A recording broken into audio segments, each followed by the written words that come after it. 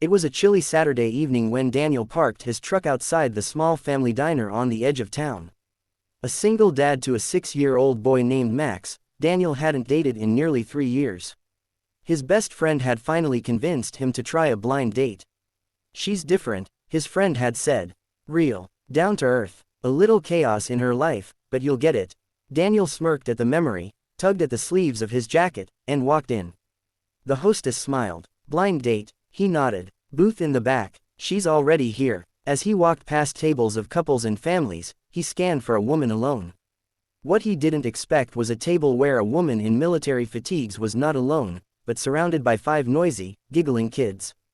5. Daniel stopped mid-step. No way. The woman looked up and waved. Daniel. He blinked. You're Emma. She stood and shook his hand firmly.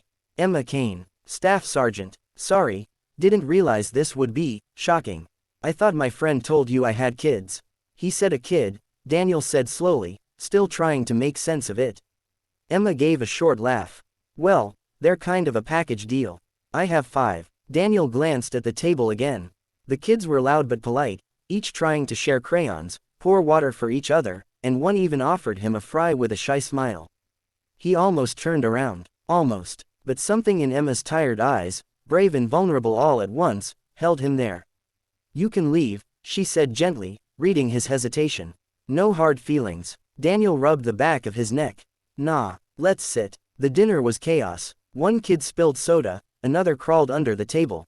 But between bites of grilled cheese and interrupted conversations, Daniel noticed something. Emma was incredible. Calm under pressure, patient, fierce with love, and her kids, they adored her. I'm sorry if this is too much, she said as she handed her toddler a napkin and patted the baby's back with one hand. I know I'm a lot. I was deployed for 14 months. Their dad left before that. I came home to bills, broken plumbing, and 5 hearts who needed their mom back. Daniel took a deep breath and smiled. You're not too much. You're just everything. Emma blinked at him, caught off guard. He chuckled. I'm just trying to keep up with one kid. And you're here, doing it all times 5, and still showing up for a blind date. That's kind of heroic. They talked for hours, long after the kids fell asleep curled up on the diner booth. As they left, Max, Daniel's son, slipped his hand into Emma's. She looked down, surprised. I like her, Max said softly to his dad. She smells like home. Emma bit her lip to stop the tears. Days turned into weeks. Daniel started showing up with snacks and toys, helping fix the broken sink, offering to take the kids for ice cream when Emma had training. The kids called him Mr. D at first, until one night, the littlest one called him Dad. Daniel froze. Emma did too. He turned to her slowly. She swallowed. I didn't tell her to say that. I know, he said, kneeling beside the child. But I don't mind.